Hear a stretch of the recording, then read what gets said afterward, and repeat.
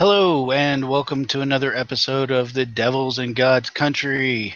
I am one of your hosts, Casper Rigsby. My co-host, Allie, will hopefully be joining us shortly. She was having some technical difficulties, so hopefully she will be able to rejoin.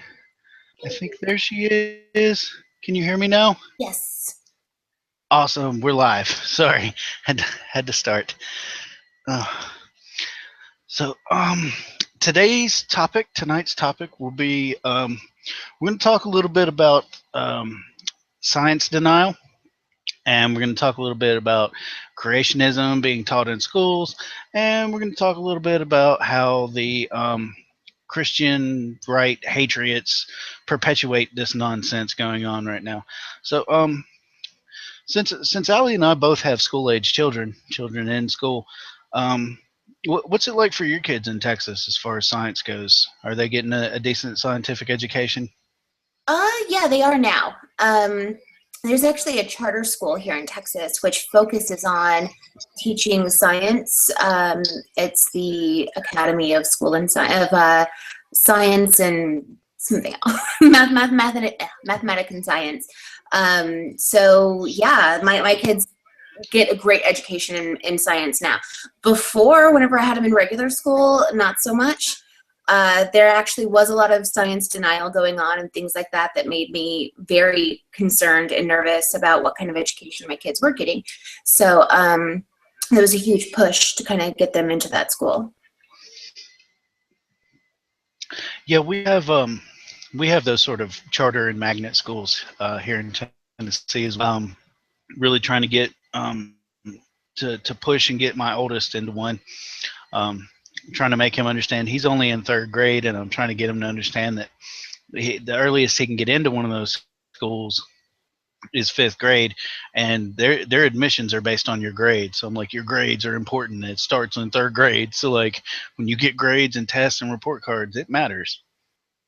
But what kind of brought this to the forefront for me was just seeing another one of those stupid ass tests where some teacher is like, the universe was created by Zeus or Horus or God, and there was no answer. Well, the Big Bang, like that's what created the universe. So apparently, this one little girl on her test, where she got was asked this sort of question, she wrote in her answer and wrote the Big Bang. And of course, the teacher marks it wrong and says, no, the Earth was created by God. I'm sorry, honey. What scientific evidence do you have to support that assertion at all? None? Well, then don't make it. That doesn't belong in a fucking classroom. If you believe that, that's fine. Keep it the fuck out of my kid's classroom. It's too much, man. It's too much. Because in the same test, she asked how old the world is. And of course, has the answer on there 4.2 billion years. And that's the correct answer. But then when you ask, how was the earth created or who made the earth, it's got to be God. So even though it's not creationism, they're still trying to push their fucking bullshit into kids' minds like, oh, it has to be God. What other answer is there? There's a lot of other answers, plenty of them. In fact, ancient aliens is a better answer than God. And it's a terrible fucking answer, but it's still better than God. So take that for what it is. I don't know. Have you been seeing that sort of stuff? I'm sure our textbooks come out of Texas, so I'm sure that there's just you see all kinds of stupid shit down there. Oh yeah, and of course, naturally, we hear all kinds of stupid shit down here as well. These teachers, they aren't really monitored as far as what they teach. As long as at the end of the school year, the kids meet their certain criteria of what they're supposed to learn, anything else is just extra added value. So a teacher can storm into a classroom. They can absolutely teach creationism. They can absolutely teach that Moses was a founding father of our country. These are things that they can actually teach our children. And that is so scary to me. Not that I'm scared about my children learning something new, you know what I mean? Something different or something that I don't believe in. That's fine. But whenever they're in an environment where there's a teacher who's supposed to be giving them what absolutes are, and a teacher who's supposed to be trusted. You know, a kid goes to school and he trusts his teacher. They trust their teacher to let them grow and learn and nurture them there in the classroom. So teachers aren't supposed to be wrong. And it's harder for a parent, in my opinion, to say, no, sweetheart, your teacher was wrong. Moses is a fictional character. And this country is not a Christian country. This country was not built on Christian beliefs. And my kid says, you know, but my teacher said, and my teacher this is what she does. If I want to come to you and ask you about psychology, that's what you do. That's you know, your thing. I will come to you and ask you about that. But as far as what my teacher taught me, that has to be correct because it's a teacher. So it's a lot harder for in my opinion, for a parent to correct a teacher when a teacher miseducates a child. And that's what's so scary about Texas, is we're this fundamental state where children are absolutely exposed to all these crazy creationist ideas, and it's just a bit harder in that atmosphere to teach them what's right. Yeah, it can get really difficult.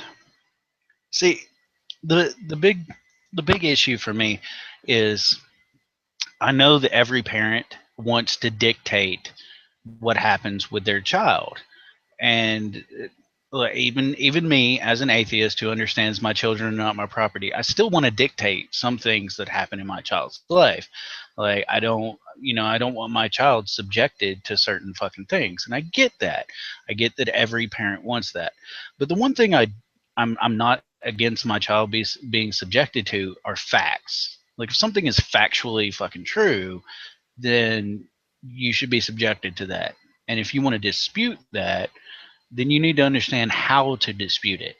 Um, I love when I see shit about how William Lane Craig gives great fucking arguments for the existence of God. No, he doesn't. No, he fucking doesn't.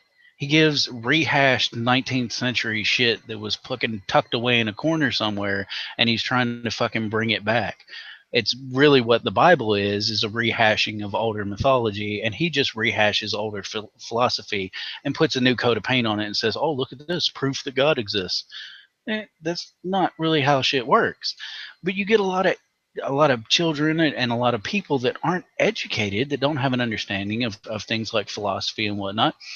They think, oh well, yeah, this is perfect. Like here it is. This is the proof, you know. And then you got people like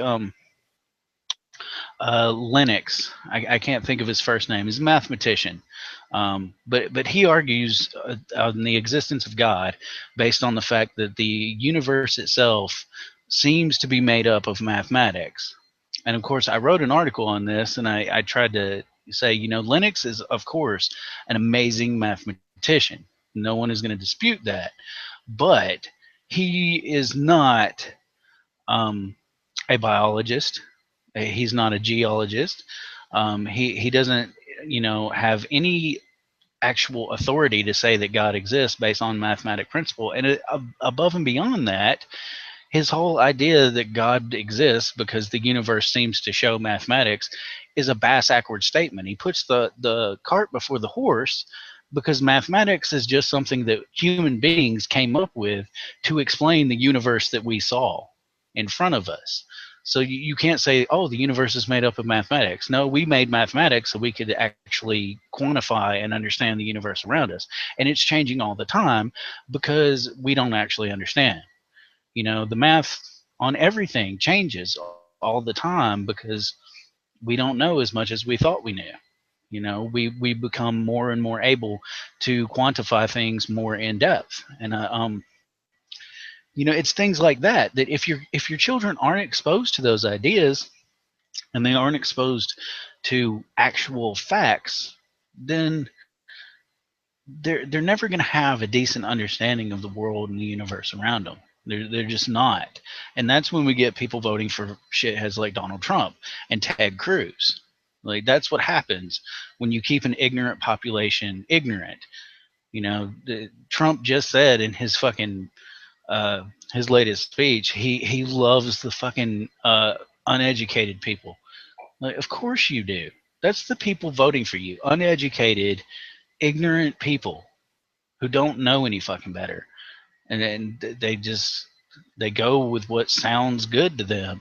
And it's sad that what sounds good to them is bigotry and hatred and more ignorance piled upon ignorance. It's crazy. Well, the other thing that also became really alarming to me was when my son came up with the didn't come up with, was taught that a scientific theory is just that. It's just a theory. When there's a huge difference between a theory that I have about what happened last weekend with my best friend versus a scientific theory. So having to, tell your child the difference between that, and again, try to reprogram them to believe that a scientific theory is not a theory. It actually is a fact. And this is something that a lot of adults don't get as well. It is a fact for us right now based on the evidence that we have, okay? The theory of gravity. You can't just decide to not believe in gravity one day and all of a sudden start floating around everywhere. You can't do that. Gravity exists, okay, and it's a theory as well, but you have to understand that that's just because we word it that way to keep ourselves honest, and that's the way it is for us right now. Could things change in the future? Could we add more information to that later? Absolutely, we could. And that's why we keep things open in science. We understand things for what they are right now. Could things be explained further or more in depth later? Absolutely. And so we're going to keep our minds open to that. And we're gonna call this a theory, but for us right now, it's actually more of a fact. So there's a big difference between scientific theory and a hypothesis or an idea that we have. And that's something that really needs to be explained to children. It's not getting explained to children in public schools, especially in places where there's creationism that's being taught, or the falsification of who our founding fathers were in this country. So that's another thing that kind of worries me.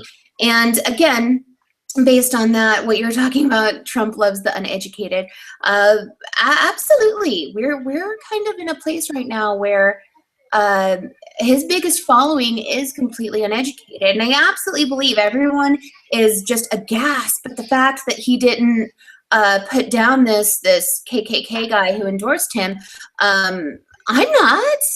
Are you kidding me? Like, he would have to be a flaming idiot to put this guy down and say, I don't want his support, because he has to know that everyone who supports, not everyone obviously, but I would be dumbfounded if we found out that the majority of Trump supporters weren't openly racist. I would be dumbfounded. And so yeah, he would be isolating the biggest part of his pull right now, and that would just be really stupid. It'd be bad business on his part. So, aghast at the fact that he didn't denounce this guy. I'm not.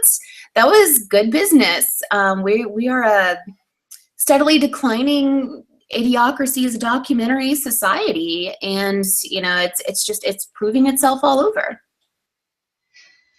Yeah, Brondo's got what plants crave. Brondo's got electrolytes. Yeah. The first time I ever watched that movie, I was like, no, it's never going to get that bad. And now I'm waiting for the dude to run for president whose actual fucking name on his birth certificate is fucking Beef Taco Supreme. I mean, honestly, I'm waiting for that shit. And it's going to happen because that's where we're at as a nation. And I don't see it getting a lot better. And what's crazy about that for me is the fact that information is so readily available. I mean, literally everyone walks around with a fucking computer that can take them to Google in their fucking pocket. And yet all they do, that when they do Google something, is they look for something that will verify their own fucking ideas and their own preconceptions. So I'm getting some feedback. I'm going to mute you real quick. Oh, sorry. Oh, go ahead. On that topic, though, of information being readily available, I think that's what actually hurts us in the long run. We're not taught how to research. right, anymore. I remember that I was taught, if you're going to use this in a factual way in some sort of college paper, you have to have a perfect source. You have to have something that really absolutely verifies what you're saying. And what people consider a source anymore has steadily been declining. I got into an argument with some anti-vaxxers, and anti-vaxxers and me are not a good mix. I rarely debate them anymore because they just infuriate me. But there's so much information out there that helps fit their delusion. And they don't know how to differentiate between an actual scientific paper written by a medical professional that is accredited, okay, versus some sort of medical professional who has some idea and throw something out there, and their work's not published, but they put it on a website. They can't differentiate between the two, and they say, well, this person's a doctor, this person knows what he's talking about, this person fits my worldview, so this is what I'm going to accept as absolute truth. And you can't just do that in today's day and age with information being so readily available. We can't just go around believing everything that we read. Just because the information is available to you does not necessarily mean that that information is absolute correct. So, you know, we have to look at that. Then we have to look at, people are buying into conspiracies more and more and more. I mean, it used to be, when I was a kid, I remember, and it might just be my own worldview here, but when I was a kid, my dad would laugh at conspiracy theories up one side and down the other. And it was, you know, if you ever watched King of the Hill or something like that, Dale, who had a big conspiracy theory about who shot JFK, he was mocked, he was laughed at. Conspiracy theorists are hilarious, but in today's day and age, people are not understanding the difference between a conspiracy theory and the facts that they're wanting to believe. So if you're an anti-vaxxer, right, you're buying into so many different conspiracies and you don't even realize it. You're buying into conspiracy that people all over the fucking world, are lying to you. They're keeping the secret that vaccines cause autism. Right? They're holding on to this secret. Nobody has slipped once. Nobody. Okay? Nobody has decided, you know what? Fuck these people. I'm going to go get my Nobel Peace Prize. I'm going to lay this all out so that everyone can see. I'm going to go down infamous. Nobody's done that yet. Right? And we're not paying attention to history. Because if we look back in the 1950s and what happened in this country with polio, okay, and the outbreak of everything that started with polio, and the terrible way that it spread, and the fear, and one of the most dangerous, crazy experiments we've ever done on people in a mass amount the way we did, just injecting children with this vaccine. We had no idea if it was going to work or not. So dangerous, so crazy. I get that it was crazy, but we've been polio-free since, what, 1979? Anyways, so you're buying into this conspiracy that this is a world, all over the world, vaccines are not necessary, but Big Pharma is wanting to collect their money, and all of these people, the CDC, everyone who works in the CDC, everyone who works in different world medical organizations, everywhere, they're all lying. They're all keeping the secret to make some money in life. Nobody wants to go down famous. Nobody is doing, I mean, it's absurd. It's absurd. So we're readily available to all this information. We don't know how to fact check anymore. We don't know how to differentiate between what is legit, what's not legit, what is accredited, what is I'm too drunk. But you know, we're not paying attention to these red flags that go off that I remember I learned when I was younger. When I was in college, I had to know this stuff, and we're not paying attention to that anymore. And it scares me. It scares me when I see my kids looking for Wikipedia and saying, well, this absolutely has to be fact because Wikipedia says. No, well, it's fact because look at all these sites and sources that Wikipedia lists. It doesn't fucking matter. I have looked at a lot of anti-vax stuff to see what sources they had listed, and I actually looked for the sources themselves. what I found was they were taking actual fact from these sources and then giving their opinion on it. And they were publishing their opinion, but since they got the original idea from an accredited source, they get to cite that as a source. That's not how it works. That doesn't mean that their information is now correct because they've cited a piece of information that is correct. And so it scares me that we're teaching our children, we're not teaching our children the right things. We're teaching our children the wrong things, and so much information is available in the world today, and no one's being skeptical. No one's being skeptical about it.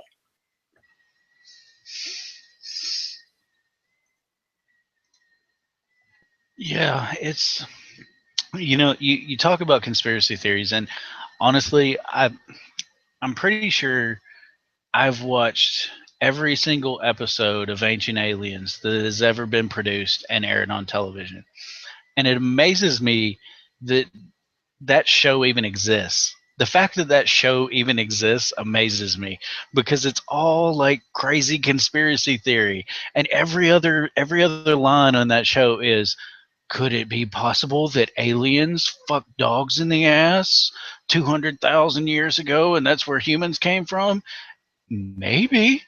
And people were like, yeah, man, that sounds about right. And I'm like, are you fucking kidding me? Like, you got a show. You got a show based on that. That's fucking crazy.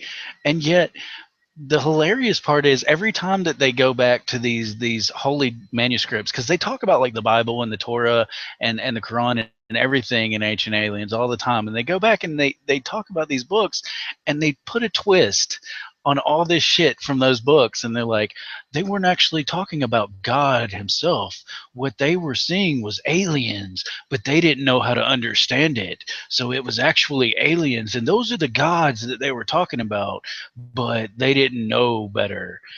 And I'm still like, you know what? That sounds way better than the actual shit in those books. That sounds like a way better hypothesis than the shit in those books. But we talk about the difference between a theory in scientific terms and a theory in general terms. And what I've tried to do with my kids, and especially my oldest, is teach him the difference between an unfounded hypothesis, a scientific theory, and a scientific fact. So like you brought up gravity, and that's a great one to deal with, because we can leave evolution aside. People want to fucking argue about evolution, and I always want to, when you give me that, oh, it's just a theory shit, I'm always like, look, gravity is a fact. Gravity exists. If you jump off a building, you will be sucked down to the earth, and you will fucking splatter like a pancake and die. That is a fact. No one has ever jumped off a building and just floated off the fucking planet. That has never fucking happened in the history of mankind. Never fucking happened. So we know gravity exists. Now, how does gravity work? Well, we have a theory. It's a scientific theory that explains how gravity works, and it's based on our best understanding of how gravity supposedly works. And one of the key points in that theory, and the reason that why we call it a theory, is because the current theory is based on the existence of what's called a graviton, and we've not found this particle yet. The graviton particle, it's not been found. We haven't actually scientifically said, here's a fucking graviton, you can see it, here it is. We haven't found that fucker yet. And so we say, well, we believe these things exist. We haven't found them yet, but it's the best explanation for how this shit works. The same goes with evolution. The theory of evolution is the best explanation we have based on the evidence that we've gathered that explains how evolution works. Now, does evolution exist? Yes, that's a factual fucking thing. It happens. Everything on this planet, not just human beings, plants, every piece of organic material that is living on this planet evolves. The plants, animals, everything evolves. Now, how does that work? We've got some explanations, not just one. I love it when the fucking anti-evolutionists are like, oh, well, Darwin was fucking wrong. Maybe he is. There's 6 other theories that compete with Darwin's theory on natural selection. So maybe Darwin was somewhat wrong. Most of those incorporate natural selection. but there's at least 6 other theories that compete with Darwin's theory, and they give us a slightly different perspective on how this mechanism might actually work. And there's plenty of factual evidence to back up all of them as far as our scientific understanding goes. So when people say, "Oh, you're a Darwinist," I'm like, not really. Like I fall into the school that deals with natural selection along with um, outward influence. I don't believe it's just natural selection. I don't ever believe that. When you look at the data and you say, when are the biggest booms in evolution throughout history as we know it, you see that they occur generally during ice ages. And I think one of the biggest stressors for evolution is when food becomes scarce. And when your food source becomes scarce, you adapt, and that adaptation causes mutation, causes evolution. And there's a complete school of thought in evolutionary biology that deals with this, and that's where I'm at with evolution. So I'm not a Darwinist. I believe natural selection exists, but I don't believe it's the greatest force for evolution on this planet. So it's not a one-track, one-minded thing. That's the whole thing people don't get about science. The whole point of the scientific community is not a bunch of people sitting in a room going, "Oh, well, this sounds good. Okay, we all agree on that. Okay, we're just going to tell people that's how it fucking works." The point of science is for people to sit in a room and fucking argue with each other and tell each other, "No, you're fucking wrong, and I'm going to prove you fucking wrong. Let me show you how it really works." That's what scientists do. They compete with each other. They try to prove each other wrong. That's their whole fucking job, is to prove somebody else wrong. That's how you get funding. That's how you continue in a decent in a decent world in the scientific community, is you compete with the other scientists and you try to prove them wrong. When somebody says something, you say, "No, I don't think that's right. Here's a different idea." And you put them, they both come down to the crucible, and they're both put on the chopping block, and you see what prevails.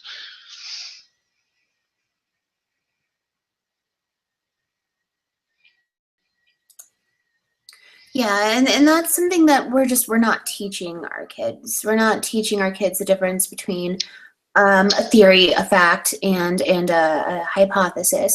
And I remember learning that in school. I remember learning the difference between that back then. I'm lucky that I had great science teachers growing up. I went to school in a fantastic school district, and I was very fortunate. But my children are unfortunately not so fortunate, since we've moved around all over the United States. So information has definitely shifted around a bit, and it sucks. But that's something else that I think that I wish we'd teach in school instead of creationism, which is everything. But something that really needs to be taught is a critical thinking class, or some sort of class in debate where children can learn different fallacies. Because if children are given that information, if children are taught not only by parents, but also by teachers, I would love it if a teacher would challenge what I've taught my child about critical thinking. I would love it, right? Please challenge them on that. Give them different perspectives. Give them more tools to use that maybe I didn't give them. That would be awesome. But if we taught children at a young age what logical fallacies were, and this is something that I'm currently working on, a project that I'm working on, is a book about this for little kids. But if we teach them the different logical fallacies, whenever they do get confronted with a creationist, whether it be a teacher or someone else, they can use their critical thinking skills. They can use their knowledge on debate and on logical fallacies, and they can say, "You know what? Where's your proof for this?" Or, "That claim that you just made is incorrect. You can't make that. You can't do that." So there's so many things that we can do to really help our children. And not just help our children with this. This would actually be helping the world. When they grow up, they can be these scientists that question things like you were talking about. Science doesn't want anybody to say, "Believe this." I fucking said it, believe it. Science doesn't want that. We want to be able to have the evidence. We want to see things in our hands. We want to recreate things that have happened. And when we can't do that, we consider the work unfinished. You know, this is what we have right now. This is what we can do right now. This is what I can tell you right now with the information that I have. But in the future, that can change. And we welcome that change. We actually challenge everyone around us to change our information if you can. Make it better, make it more clear, make it more complete. This is what science is about. So unlike religion, it's completely different. You know, when I'm speaking to somebody who's a creationist and they say, well, you don't have all the facts. Science doesn't know everything. You know, I saw a ghost in my house and I know for a fucking fact I saw that ghost. You use your science to explain that. Well, I actually can use my science to explain that. Unfortunately, it'd be unethical for scientists to put people into a situation to try to recreate the amount of stress and isolation one needs to be under to see a ghost.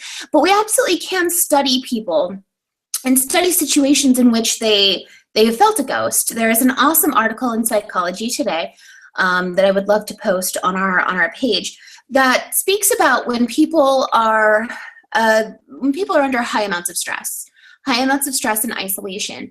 What the things that happen to our brain, what goes through our heads, our defense mechanisms will kick in if we're in some dark, scary place, and we think we hear a noise, we think we hear something. Our defense mechanisms kick in and kind of go on overdrive.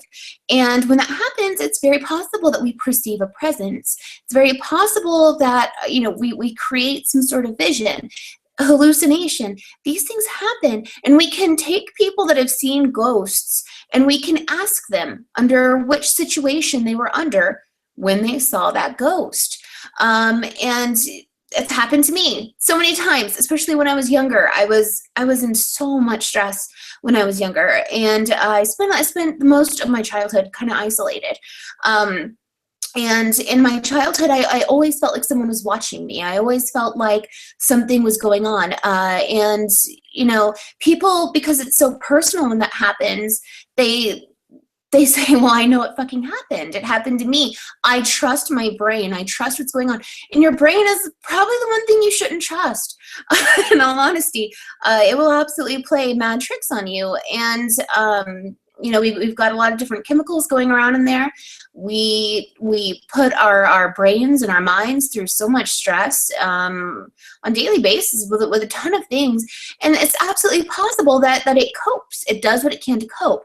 When you lose somebody, tragically, they die, and you didn't get to say goodbye, that stress that causes you and the rest of your life, that can absolutely make them come to you in a dream. It can make them do these things, but it's not them. And we can actually test different people to see what causes these kind of reactions. Like I said earlier, it'd be completely unethical for a scientist to take somebody and isolate them or put them under huge amounts of duress to try to replicate this. But it happens. It happens in real life. Scientists don't actually need to take anyone into a room and do this, because it does happen to people readily, constantly. So, you know, there's a lot that science can't 100% explain. There is. But just because science can't explain it doesn't mean God did it. Just because science can explain it doesn't mean you're right at this theory that you have, that you can't replicate yourself. I mean, if there's a ghost in your house, you should be able to replicate seeing that ghost any time, you know, and maybe, yeah, I'm not going to get into that because ghost people are weird, but they'll definitely challenge me on that. So but it's true. There's so many things that science can't explain, and science is the first to tell you, no, we can't explain that, but we want to.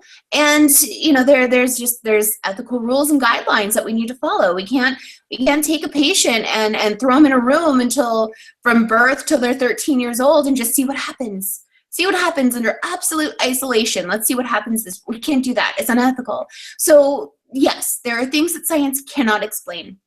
But please stop labeling that as God or proof on your side. It's not proof on your side. It's not proof on our side. It's not proof on your side. So that's where I'm going to end that rant.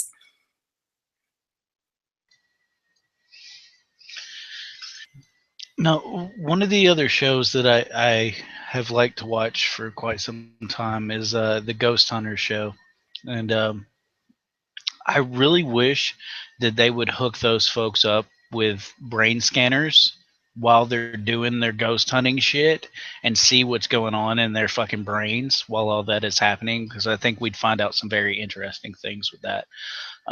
So it's kind of funny that you mentioned that, because I've always thought, hey, let's put a helmet on that fucker and see what's going on in his noggin when he's like jumping at every fucking sound that he fucking hears and every shadow that he fucking sees. Let's see why he's pissing his pants. Because when I watch Ghost Hunters, I'm really waiting on one of those dudes to literally piss their pants. It's just so fucking funny to me. Oh no, there's a ghost. I peed.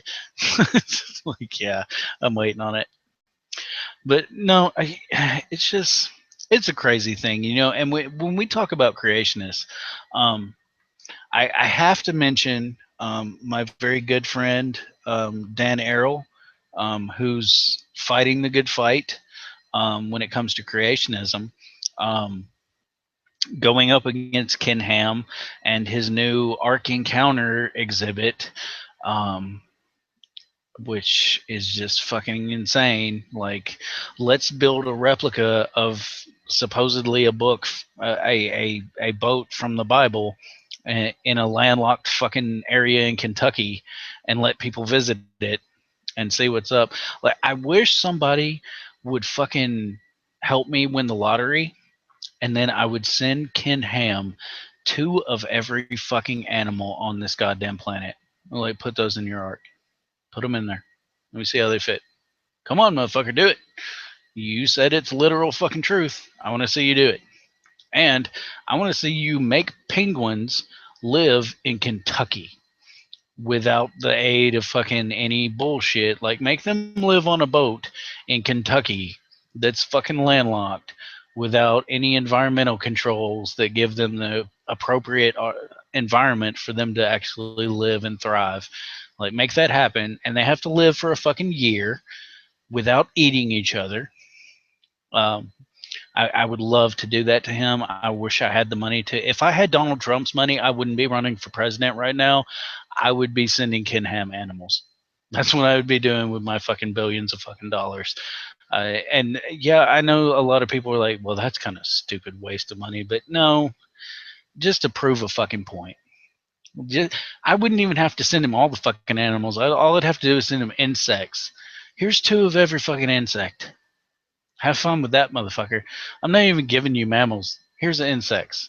Just put 2 of every one of those on your boat and make sure that they can be fed with what's on your fucking boat for a year and live. Let's see how that fucking works out for you. And then let them go free in the middle of fucking Kentucky and see how the whole fucking revitalization of their species and their migration to their proper environments actually goes down. Because I'm pretty sure they're all going to fucking die. Like, I'm fairly certain that's what's going to happen. Animals in regulated environments in zoos right now do not fucking repopulate their species, and they end up dying off repeatedly. We just now figured out how to get pandas to fuck each other in captivity. Like, we've been doing this for fucking years, and we just keep having to go get more pandas because they won't fuck each other when they're imprisoned. Because, like, pandas are like, no, fuck that, man. That's not where this. What is wrong with you? This is not where I'm supposed to be. Just because you gave me some bamboo, I'm supposed to be okay with it. I'm not fucking cool with it, man. Fuck you. I'm not fucking nothing. Like, we've been showing them panda porn, and they still didn't. Like, no, I'm not doing it. Fuck you.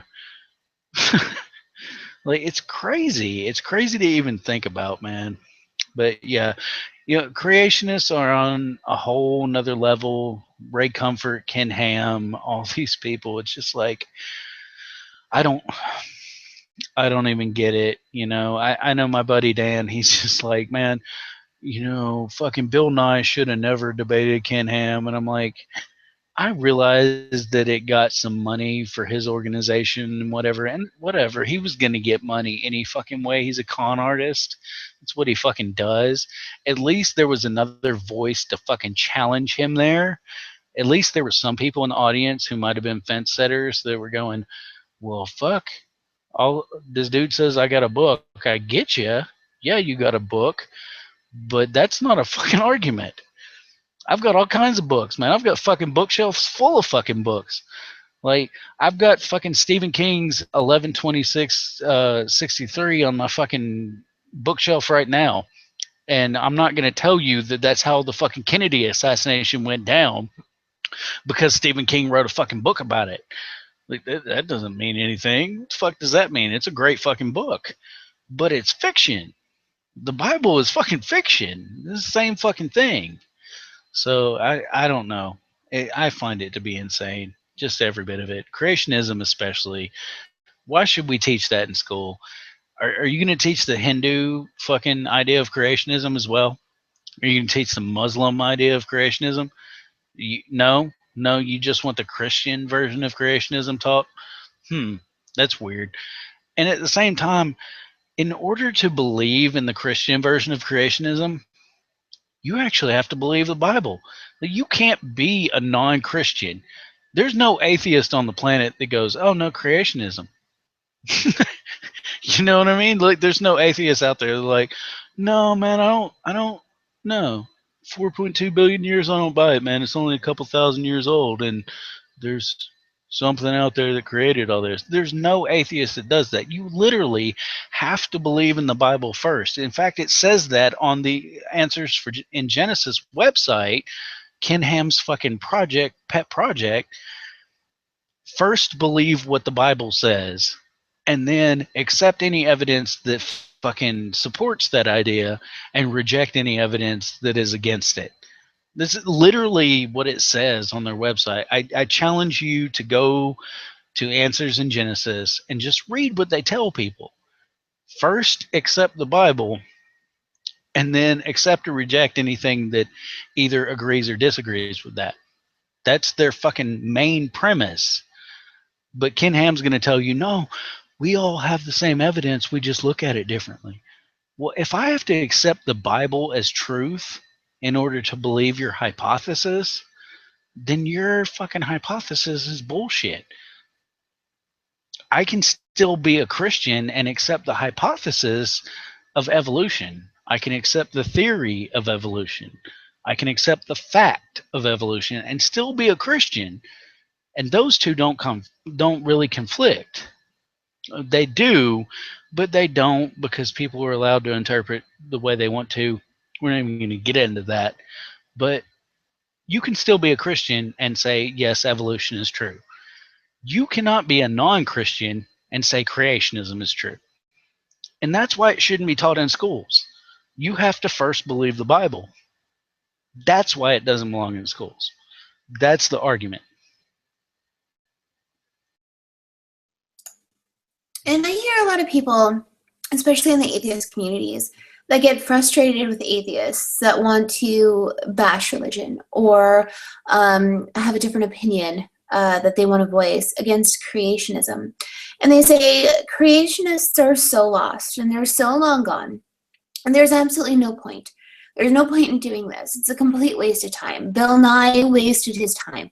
Nobody changed their mind. If you looked at the stupid questions that people actually fucking asked after that debate, it made me want to pull my hair out more than usual. Those were some really stupid questions. How is there a sunset if there is no God? Are you kidding me? We have science to explain how a sun sets. But yeah, so it's important to understand that I was a creationist. I wholeheartedly believed the world is 6,000 years old. My father is a rocket scientist, okay? I grew up in the NASA community. My father worked on mission control. He's a Titan. He runs the space tracking, the shuttle tracking systems, okay? And he taught me everything I knew about religion and creationism. This scientist, this smart man, this rocket scientist taught me everything I needed to know to be a creationist, and I was a damn good creationist, because no matter what proof I saw anywhere, and mind you, I didn't know any atheists. I didn't believe atheists even existed. So it wasn't a matter of someone walking up to me and talking to me about atheism, but it was a matter of me going online. Okay, it was a matter of me going online and looking at memes that I might not have wanted to look at, because every single time I did, I thought I was being sacrilegious. I was being blasphemous just by looking at these memes. But that started a little tick inside of my head, you know? That made sense. I'm angry at it and I fucking hate it, and I'm not gonna think about it anymore, else I'm committing a sin. But it made sense. And slowly but surely, things like that started knocking down my wall, till I got to the point where I did decide to read the Bible rather than cherry pick the portions that I liked, like my father taught me how to do. And reading the story of Solomon, you read the story of Solomon and you come back to me and tell me you're still a Christian, I'm going to laugh at your face. I don't know how. You have to be so deluded, and I was fucking deluded. I was deluded as shit. I was crazy. But you have to be insane to look at that and be like, this guy had magical hair. This guy gathered up, 300 foxes, tied their tails together. I want you to find 300 foxes and tie their tails together. He had the help of God. If that's your argument, then you have the help of God. Pray for him to find 300 foxes and tie their tails together and send them into a city to destroy it. I just, that's when it absolutely clicked. But it was, that wouldn't have clicked. Maybe that wouldn't have clicked with me had it not been for all the things that I saw beforehand, all the memes that I hated that made me just pissed off and angry, and I hated anyone. I couldn't believe those blasphemous bastards. How dare somebody show something like that? If it weren't for them, maybe I wouldn't be awake. Maybe I would still be there fighting my delusions. And I still do. I still do, because I'm so good at arguing the theist standpoint. I'm so good at arguing creationism that I do. I like to go to different groups and argue with atheists, which is good for both parties, right? It helps with debate, and it helps people understand, when you come across somebody with a strong belief in the opposition, how to handle it, and how to handle it without using fallacies. So it's an awesome exercise that I think everyone should do. Everyone should know, if you don't believe in something, if there's a Christian that says atheists are 100% wrong, and let me tell you why, you should be so knowledgeable about why you think that opinion that you should be able to go into some chat room and argue as an atheist against Christians. If you hold an opinion that is so strong like that, you should absolutely know forwards and backwards what it is that you think is wrong and what it is that you don't believe and why. You should know, and you should know that beyond a shadow of a doubt, no matter what you argue, no matter what you say, you're still going to hold that opinion because of something that is substantial. It's got to be substantial. A fucking book with a man with magic hair. Didn't he end up having kids killed because they made fun of his stupid hair or something? I don't know. I mean, if you're gonna use that and that is substantial to you, you really need to know the other side, and you need to know the other side better than you know that stupid little book. And I think again, that kind of ties back to what we're teaching kids and what we need to be teaching kids. We need to teach kids how to debate, how to argue, how to think critically. Because if something upsets you or something offends you and you just shut it off and say, fuck those blasphemous bastards, they're just doing this to be mean. No, we're not doing this to be mean. We're doing this to prove a point, and a point that is valuable to us, and a point that you're rejecting. So it's a point that you need to know. And there's a good reason why atheist groups, much like Atheist Republic, puts out memes, puts out blogs, puts out opinions, okay? And it's because we want to help others that might be sitting alone and not understanding what it is they actually believe, not even knowing that they're an atheist yet, right? Because and so they don't even understand they're an atheist yet. But they see that, they say, wow, that's exactly what I was thinking. That's exactly what I was feeling. There are other people that think this way, and they get to expand their mind. They get to figure things out, and they get to grow. And these are things that we should have been teaching ourselves, that it's okay to do this from a way younger age, from an elementary school age, that it's okay to take information and be wowed by it, whether it's a good wow or a bad wow, and explore it. When I was a Christian, there was no exploring your belief in Christianity. You weren't allowed to just question God. You weren't allowed to question the Bible. I wasn't allowed to do that. And I remember one time I asked my mom a question. Of course, I got smacked for it. You did not ask my mom questions when it came to the Bible. That's what it says. It's what you fucking believe. But my dad was a scientist. So I said, Dad, in my science book, I was taught that the world was billions of years old. And now, I'm looking at the Bible and it says, that maybe it's not so old. Or in Sunday school, I was taught maybe it's not so old. And he said, and this is what's so scary about creationists. This is what is so fucking scary. He said, maybe God made it that way, right? Maybe God made an old tree. Maybe God made fossils. And it tells a different story that we won't know until we die and we go to heaven and we can ask him himself. And so when you're free to just create ideas and you're free to just believe any bullshit that you come up with because something makes you feel fuzzy. And God made me feel so fuzzy. And I loved believing in God. I loved believing in God so much that when I quit believing in God, I actually continued to pray to him, begging him to take me back, begging him to just let me believe a little bit longer, because I missed having that piece of me. I missed feeling him inside of my heart. I missed being able to talk to him and feeling some sort of connection, which all along was just me. It was me all along, but I didn't know that. And so even though I stopped believing in a being, I started praying to a being that I didn't even believe in anymore to make me believe in him. Because where I came from and how I grew up in this Christian environment, you could do that. You could just create something out of nothing. If somebody were to prove your point wrong and rock your world, that night you would sit up in bed all night and you would just think about different ways to explain how God is mysterious, how God works in mysterious ways, how God wanted you to stumble upon this problem so that you could figure out that all along God made the world old. God made fossils. God put them here, and he did it to test us to see if we were going to question him. And whenever you have the freedom to just believe in bullshit that you make up because it feels good, that's scary. That is a scary freedom that you're allowing yourself, and then that's a freedom that I no longer allow myself. If I'm going to believe in something, I'm going to believe in it for a substantial reason. I'm going to have some sort of accredited medical research, or not medical, but research. There's going to be some reason why I'm going to believe in it, not because it makes me feel good. I don't want to believe in anything because it makes me feel good anymore, and that makes me feel good.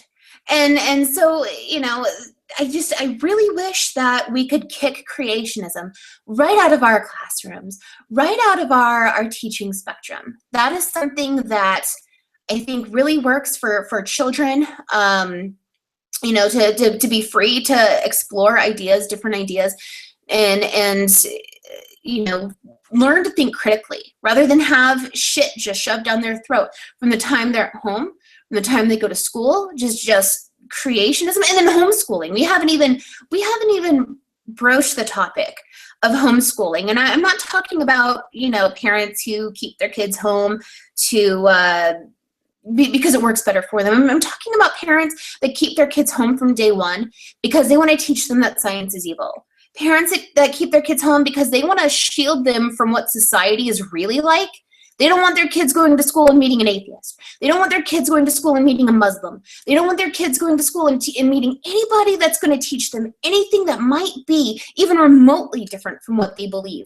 And so they hide them, and they shelter them, and they trick them into believing all of these things so that they don't have to be put in my situation where they're having to say, no, honey, your teacher's wrong. Evolution is not a fact. Creationism is. They don't want to be put in that situation. And so they hide their children at home. They teach them bullshit. And they grow up to be horrible members of our society. I'm sorry, but that's absolutely a fact. If you're not taught a variety of things, and if you're not taught how to choose what's right and how to choose what's right, you're kind of a waste. You're put here, you're out there, you're spreading more bullshit, you're trying to put more people in the same situation you are in. You're still trying to shield yourself and protect yourself, and you're a dangerous person, in my opinion. But that's probably a different topic, and I've been speaking way too much, Casper. I'm so sorry to you.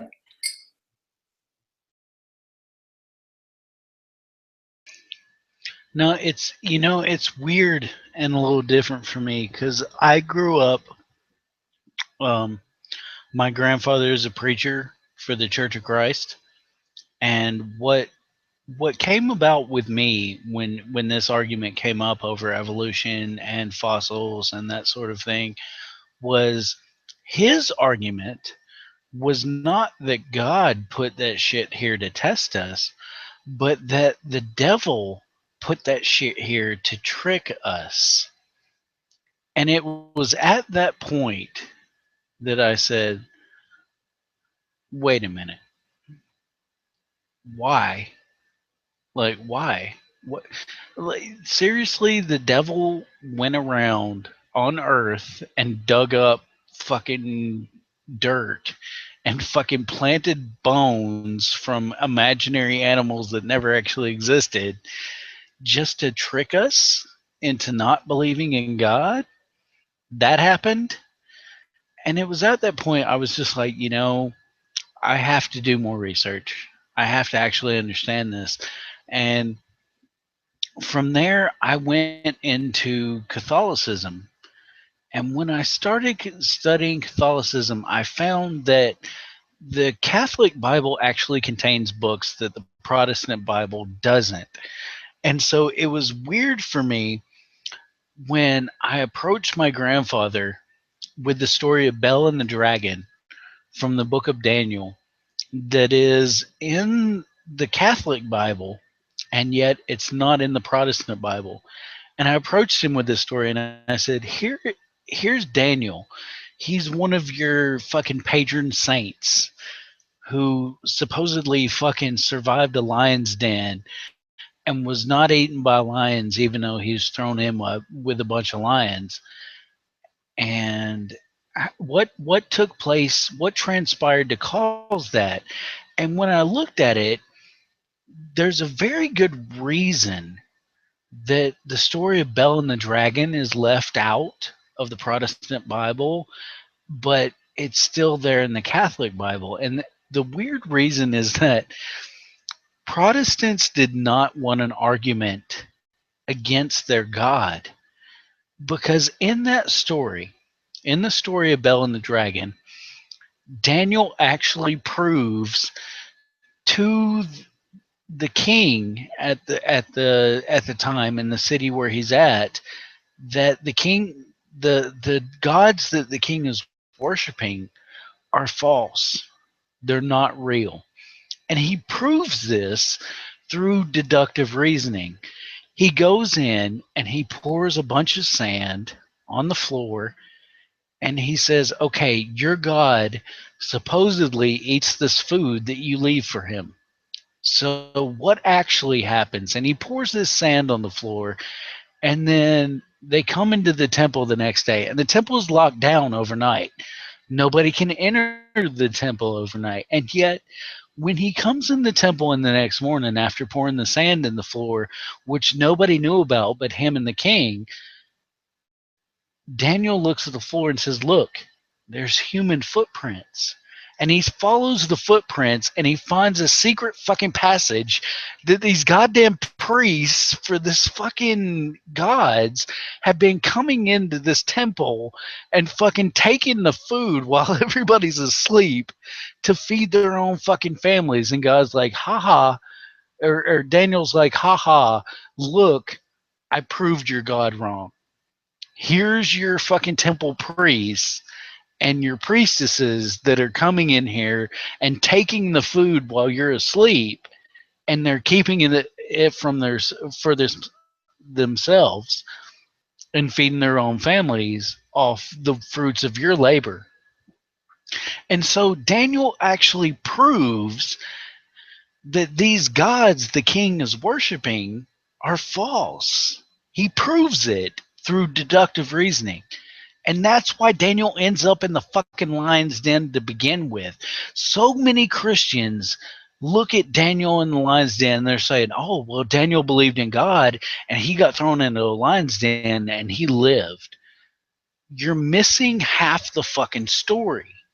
Half the fucking story is about how Daniel proves that Bel, the god Bel that these people are worshiping, and the dragon that these people are worshiping are actually false. He builds fucking bombs that blow up the fucking dragon that these people are worshiping, and he's like, no, see, it's not really a god. It blew up.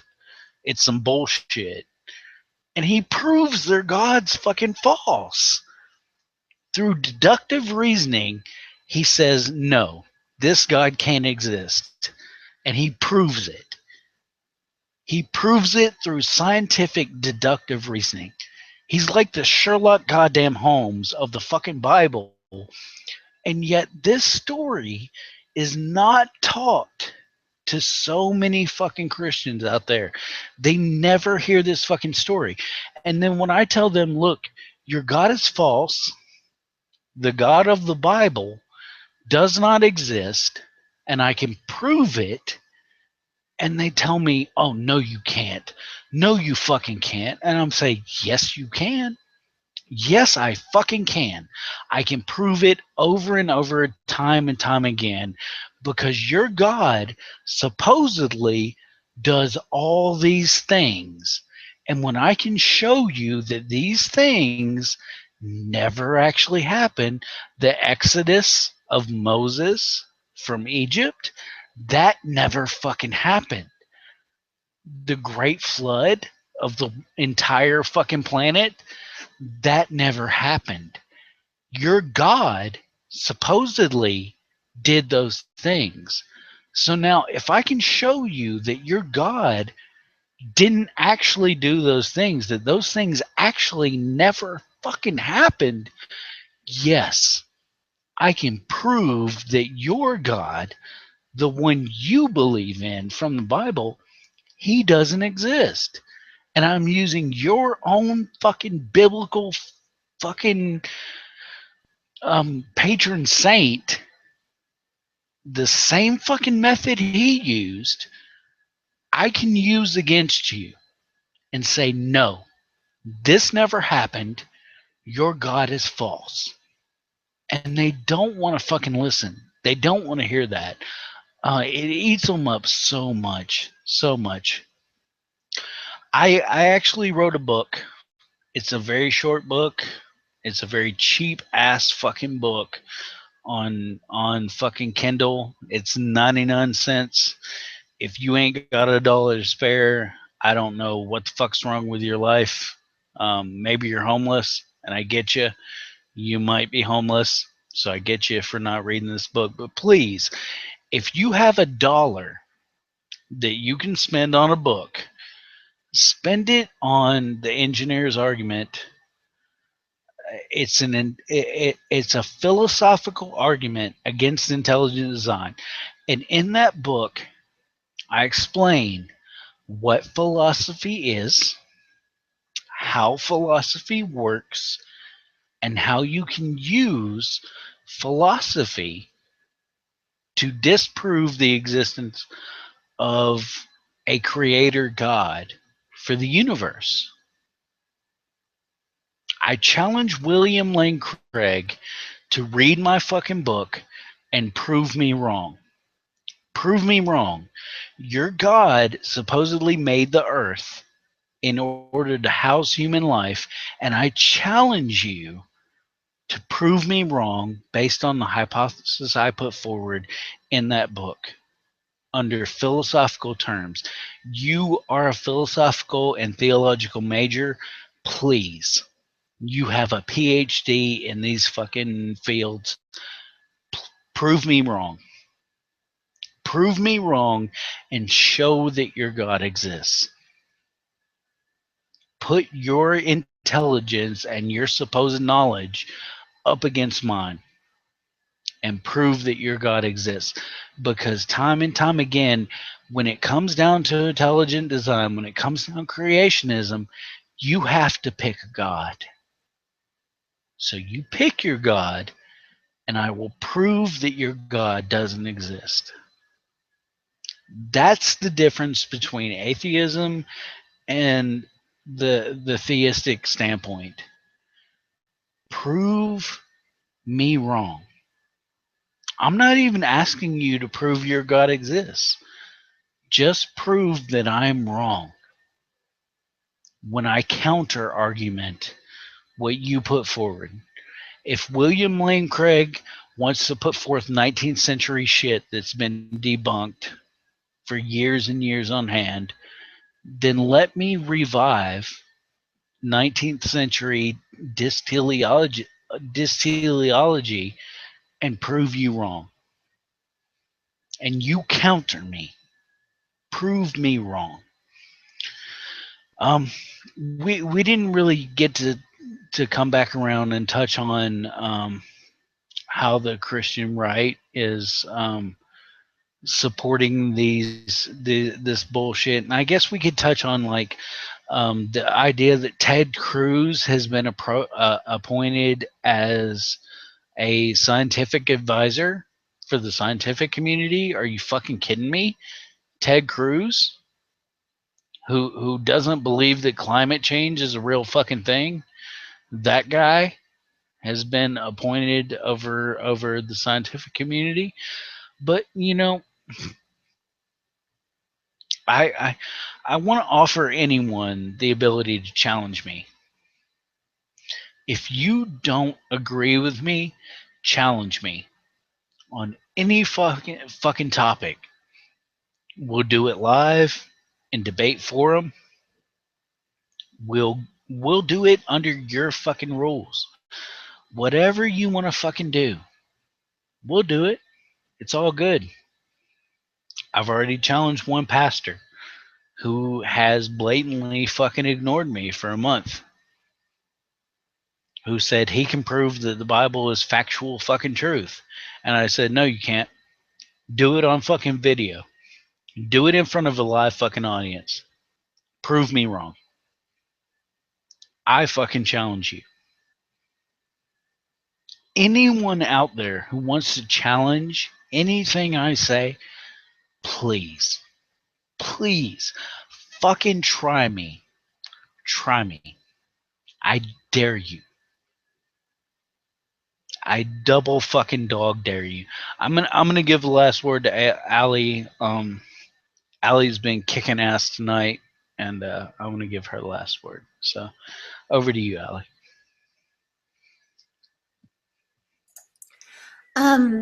Yeah, you're right. We totally didn't touch on that topic, and that was a topic I was pretty excited to touch on. Maybe we can continue this over to next week because I still have so much to say on this topic. But yeah, you know, and I think that what a lot of it falls down to, and I want to do a lot of research on this, just so again, I'm not totally speaking out of my ass here, but I do want to do some research on what percentage of super crazy Christian homeschooled people.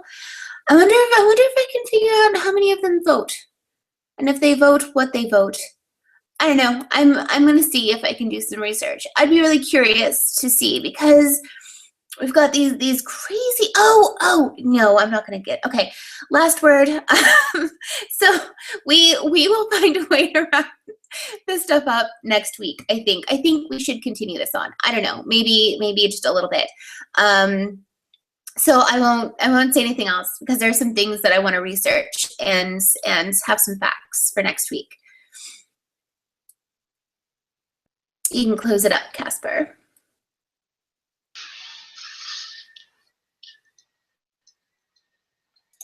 Yeah. Yeah. No, No, I definitely I agree. definitely agree. We should continue this. And just see where it goes, because there's so much we can talk about with this, and I think next week is definitely a continuation. So for those of you who have enjoyed the discussion tonight, um, tune in next week. We'll continue this discussion because it's absolutely pertinent to the atheist movement and what we're doing as activists in trying to create a world that is intelligent and informed, not from a simple Google search, but informed from a real logical perspective. Um, I'm sorry, I'm a little bit drunk here. Um, but yeah, we definitely want to touch back on this topic again next week. So we'll continue this discussion, and we'll I think we're just gonna tear into fucking people like Ted Cruz, these actual fucking creationists who are in our government, um, just just fucking shit up for everyone. Why are we here doing what we do? And it comes down to people like Ted Cruz and Mike Huckabee. I know Mike's not in the fucking race anymore. Apparently, God told him he was supposed to win the fucking presidency, and apparently, God was fucking sitting on his goddamn thumb spinning when Mike was supposed to get the nomination because Mike's out of the fucking race. Fuck you, Mike Huckabee. You're a dipshit. Um, Ted Cruz, I can't wait for you to get out of the fucking running too. We'll get down to uh, fucking Donald Trump versus Bernie or Hillary, and I don't think it's going to be Hillary. I don't think Hillary is even going to get the nomination, but that's just me. I might be wrong. I still think Bernie's going to win it though. Bernie's my guy. I fucking love him. Um, Bernie, I just want to say to you while I'm here, if somebody shares this video with you, you're a fucking atheist, and you should just fucking say it. Just say, you know what? God is a bunch of bullshit, and I was raised in a Jewish family, and we understand that everybody goes to Sheol under Jewish tradition, and Sheol's a shitty fucking place, and that's why most Jews are like, fuck it. Like, they observe the little holidays, and they're like, maybe God won't torture me too much. Eh. I love you, Bernie. I think you're a fucking atheist, and I support the shit out of you. And for all the crazy people out there calling me a Bernie bro, I know there's a couple of you. That's cool. Whatever. I'll be your Bernie bro. I'll be your Huckleberry. um, as always, the views expressed here are strictly the views of Miss Allie and myself. They do not represent the views of the entire Atheist Republic community. We're a community of over 300 people, and we cannot speak for everyone. Although we do give a voice to the voiceless, and that's what Atheist Republic is really all about. Giving a voice to the voiceless, to those who have been shut down, shut out, and do not have a voice of their own. We are here to fight for you, and we want to fight the good fight on your behalf. Um, no, I can't speak for you, but I speak as someone who supports you and supports the things that you do and the things that you go through. And I understand. I get you. Like, I'm very um, empathetic, I think is the right term. So if you want to have your own voice heard, even if you don't want to put your face and your name out there, please feel free to go to atheistrepublic.com and join our group. You can publish blogs, you can submit news stories. We just we do our best to allow anyone to come in here and speak their mind, as long as it's not fucking horribly sexist or racist or just insane in general. We welcome you to this community and we want you to be a part of it. And if you want to have your voice heard, please visit atheistrepublic.com/volunteer and volunteer to do something. Get your voice out there.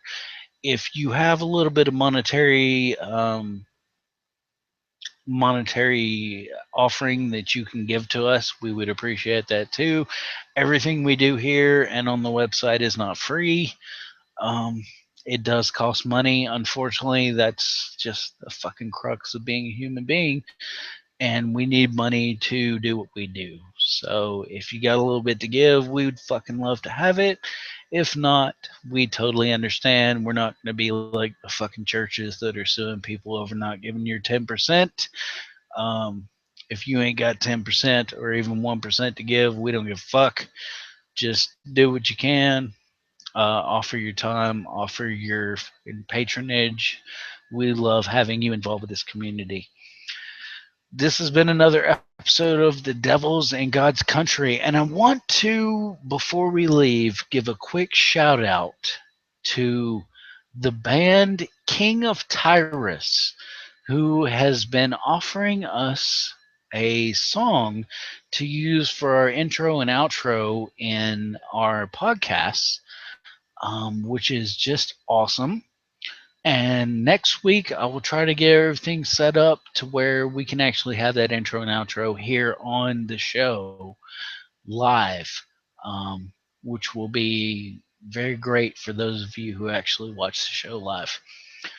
Thanks for watching. This has been another episode of The Devils in God's Country. I know we ran over by a good bit, but that's what happens. You're dealing with drunk motherfuckers who don't know what they're doing. So we'll keep doing it, and we'll hope we get better at it. Talk to you later. See you next week. Bye.